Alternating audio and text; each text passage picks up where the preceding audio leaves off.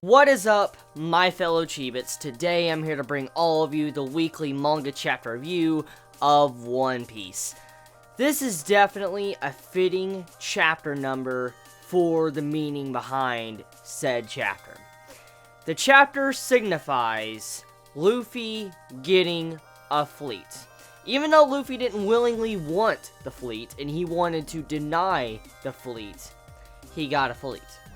And so, I feel like chapter 800 is the perfect way to kind of end Dressrosa on. I kind of figured that Dressrosa would end on chapter 800, but I kind of also figured there might have been something very important to happen on, like, let's say chapter 800, because every chapter that's like, 700, 800, 600, sometimes they're very important and they have a lot of vital information, and that's kind of how this chapter was done.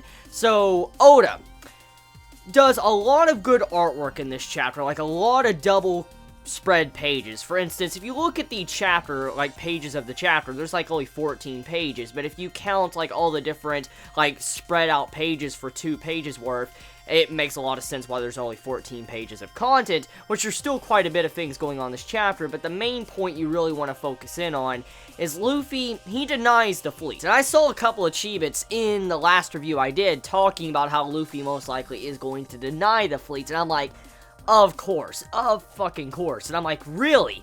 And so to see that, I was like, damn it, he fucking just turned down a giant ass fleet of over 5,000 men strong.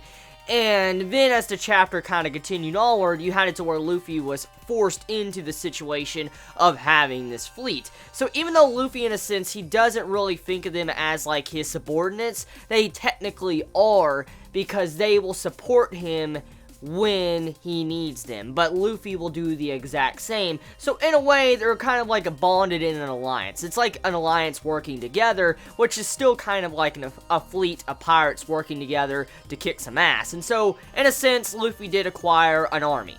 And I like the way this chapter was kind of constructed in a certain sense, because it was playing with my feels throughout the entire chapter. Because at one point, like since the chapter began, I'm like, okay, so Luffy's not getting his fleet. As it continued on, I'm like, oh, he is getting his fleet. And then later on, I'm like, oh, he's not getting his fleet. And then the last part of the chapter, I'm like, okay, so he is getting his fucking fleet. Like, there was multiple times in this chapter it was going back and forth, and I'm like, is he gonna get it? Is he not gonna get it? Like, what the fuck's gonna go on? And so I'm glad, at the end of the day, Luffy did acquire this fleet. The Fleet of Legends. Badass. So, getting back into the artwork of this chapter, definitely beautiful. And I mean, Oda did have a 1-week break, but also there was a lot of, like, pages that spread out to 2 pages worth, and the artwork looked absolutely fucking gorgeous. I think when it comes to the chapters I've seen today, like Bleach, Toriko, and One Piece definitely has some very good art, and it definitely makes a lot of the other chapters have, a hard time keeping up with what One Piece did in this chapter when it comes to the artwork, besides like a certain couple of panels in the Toriko chapter. But yeah, this One Piece chapter, when it came to the artwork, good job, Oda. It looks really damn nice. And so yeah, I mean, the chapter had a couple of things to Fujitora as well. Fujitora says, like, here's my going away present for you, Luffy. I'm going to, throw this rubble onto the people that are coming after you. So Fujitora, nice guy at the end of the day. He does care about Straw Hat Luffy and is willing to pay back his debts. So good job, Fujitora. Good man, Fujitora. He definitely needs to get, I guess, recognition for something like that. And then Sengoku behind him, he's like, hey, I saw that shit. I like that scene. Definitely Sengoku just being a boss in the background.